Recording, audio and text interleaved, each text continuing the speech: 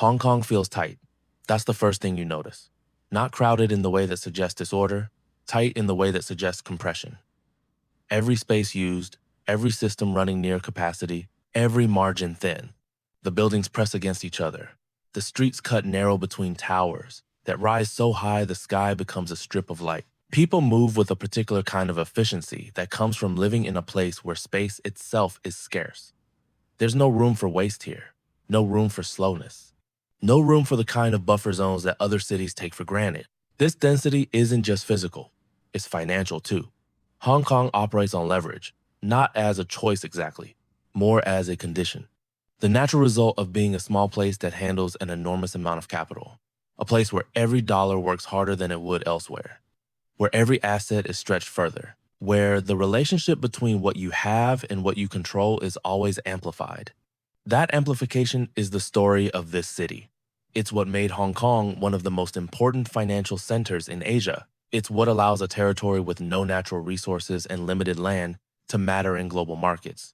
And it's what creates the particular kind of tension that you feel when you're here. The sense that everything is optimized, that the margins are thin, that the system works precisely because it's calibrated so carefully. But calibration and fragility are closely related. The same optimization that creates efficiency also creates vulnerability. The same leverage that amplifies gains amplifies losses. The same interconnection that makes everything work also means that problems spread fast. That's what I want to understand, not whether leverage is good or bad. That's too simple a question. But how leverage actually operates in a place that's built its entire financial system around it. What it enables, what it costs, what happens when the calibration slips. Let me start with what leverage actually means in this context, because the word gets used loosely sometimes. In its simplest form, leverage means using borrowed resources to amplify outcomes. You put up some of your own capital, you borrow more, and you use the combined amount to make investments or take positions that you couldn't afford with your own money alone. If those investments work, your returns are multiplied. You make more than you would have with just your own capital. But if they don't work, your losses are multiplied too. You lose more than you put in because you still owe what you borrowed. That's leverage at the individual level. But Hong Kong operates on leverage at every level, not just individual investors, the entire system. Start with real estate. Hong Kong has some of the most expensive property in the world. That's not because the buildings are extraordinarily valuable in themselves. It's because the land is scarce, the demand is high, and the prices reflect a leverage calculation. People pay prices that only make sense if the value keeps rising. If they can refinance, if they can sell to someone willing to pay even more, if the system keeps functioning the way it has, that's a form of collective leverage. Everyone is betting that the future will validate the prices of the present. And as long as that bet keeps working, it does work. The prices rise because people expect them to rise. The expectations become self-fulfilling. The leverage pays off.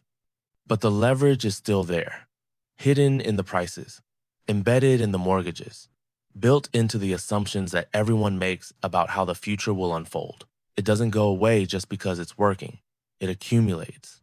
Now extend that logic to finance itself. Hong Kong is a hub for capital moving between China and the rest of the world. That's the core of its financial identity. Money flows in from global investors seeking access to Chinese markets. Money flows out from Chinese companies and individuals seeking access to global markets. Hong Kong sits in the middle, facilitating, processing, taking a margin on transactions that it wouldn't be able to generate on its own. That position is a form of leverage too. Hong Kong doesn't produce the capital. It doesn't control the ultimate sources or destinations. It just manages the flow. And because the flow is so large relative to Hong Kong's own economy, even a small percentage of it creates enormous financial activity. But the flip side is exposure. If the flows change, if the political relationships that enable those flows shift, if the capital decides to find a different route, Hong Kong feels it immediately. There's no cushion, no alternative. The leverage works in both directions. I notice this in how people here talk about the markets. There's an awareness that everything is connected, that what happens in Beijing affects Hong Kong directly, that what happens in Washington affects Hong Kong directly, that currency movements in Japan or trade policy in Europe or investor sentiment anywhere can ripple through this small territory faster than other places because the connections are so dense and the buffers are so thin. This interconnection is a feature, not a bug. It's what makes Hong Kong valuable, a place that's plugged into everything, a node in the global financial network that touches more other nodes than almost anywhere else. But interconnection is leveraged by another name. You're exposed to more, affected by more, dependent on more things, going right in more places. When everything works, the interconnection multiplies your advantages. When something breaks, it multiplies your exposure. Let me talk about how this feels on a daily basis. Because leverage isn't just an abstract financial concept here. It shapes the texture of life. Work in Hong Kong is intense in a particular way. There's an expectation of availability that goes beyond what you find in other financial centers. The markets that matter to Hong Kong are spread across time zones. China is here, Japan is close, Europe is waking up when Hong Kong is ending its day. America is active when Hong Kong should be sleeping, so people adjust. They take calls at midnight, they check markets at 6 in the morning, they remain connected across hours that would be protected personal time elsewhere. The leverage of Hong Kong's position as a global hub creates leverage on the people who work here. Their time is stretched. Their attention is divided. Their capacity is used fully. This isn't complaint. Many people choose this. They come to Hong Kong precisely because the intensity creates opportunities, because the leverage that stretches them also amplifies their returns, because the pressure is where the potential is. But it's worth noting, the leverage shows up everywhere, not just in financial statements, in lifestyles, in the assumptions people make about what's normal, in the pace and the pressure and the sense that there's no room to slow down. Real estate magnifies this. When housing costs as much as it does here, when a small apartment requires a mortgage that would buy a house elsewhere, people are leveraged just by existing. Their lives are financed in ways that require continuous income, continuous performance, continuous success. There's very little margin for error. A job loss, an illness, a market downturn, any of these can quickly become critical when your fixed costs are high and your savings are stretched. The same leverage that allowed you to live in the city can become the leverage that forces you out. I think about what happens when leverage increases across an entire system, because that's what's been happening in Hong Kong for decades.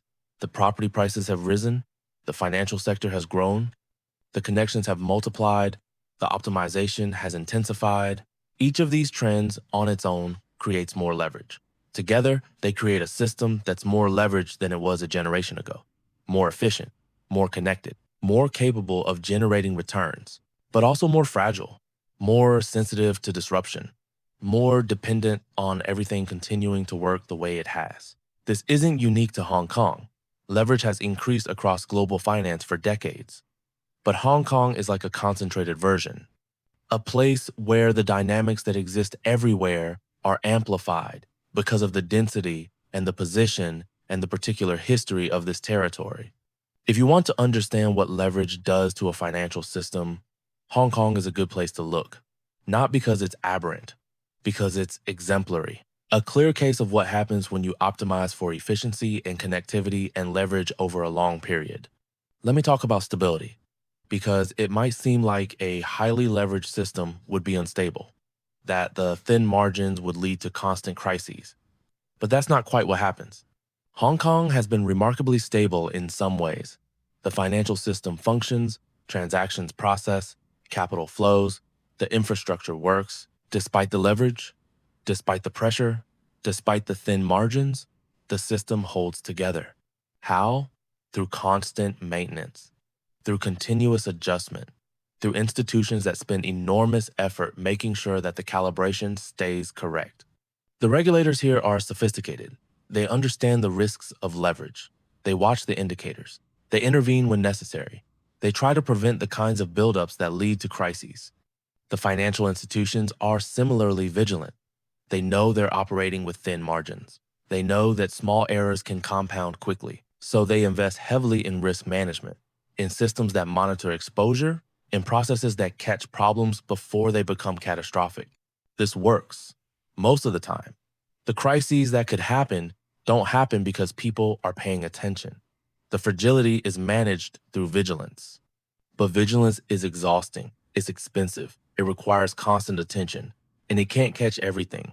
Sometimes the problems are new, sometimes they come from directions no one anticipated. Sometimes the models are wrong, or the assumptions are outdated, or the risks have shifted in ways the systems weren't designed to detect. When that happens, when something slips through, the leverage that was manageable becomes unmanageable.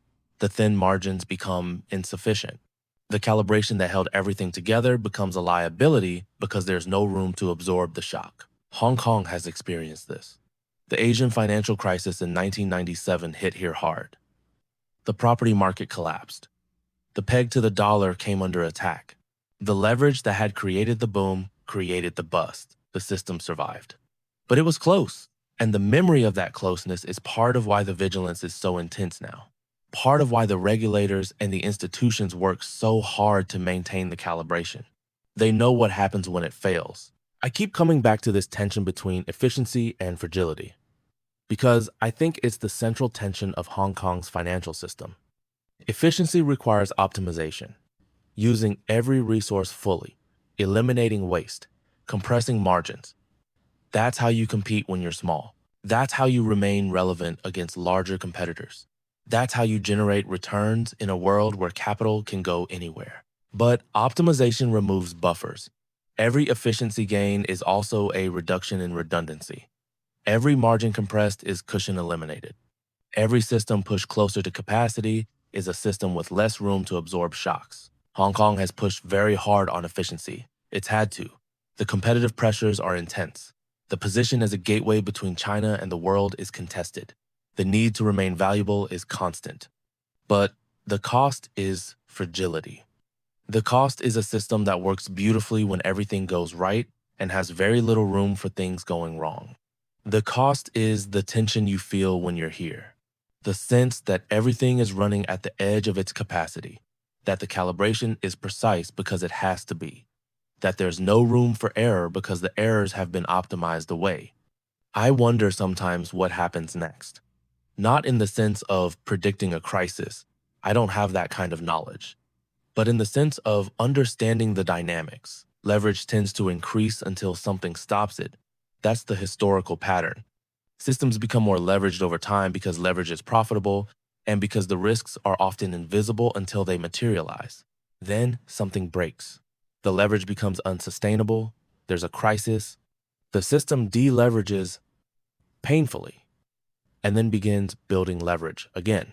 Hong Kong fits this pattern, has fitted before, will probably fit it again.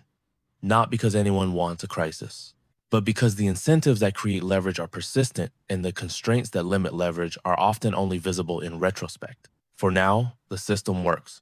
The leverage is managed. The calibration holds. The constant vigilance maintains the stability that the thin margins require. But the pressure is there. You can feel it in the pace of the streets, in the density of the buildings, in the intensity of the work, in the sense that everything is optimized and everything depends on that optimization continuing to function. It's evening now. The towers are lit. The harbor reflects the city's lights. From a distance, it looks beautiful, precise, a machine that works. Up close, the picture is more complicated. The beauty is real, but so is the pressure. The precision is real, but so is the fragility. The machine works, but it works because everything is calibrated just so. Because the leverage is managed minute by minute. Because there's no room for things to slip. I watch the city pulse with its particular energy. Not chaotic, not calm either. Something in between. A controlled intensity. A managed pressure. A system running at capacity and maintaining itself through sheer attention. How long can that last? I don't know. These things always last until they don't. The leverage builds until it breaks. The calibration holds until it fails. For now, Hong Kong continues. Efficient, connected, leveraged. A system that demonstrates what's possible when you push optimization to its limits and what's required to keep it running when the margins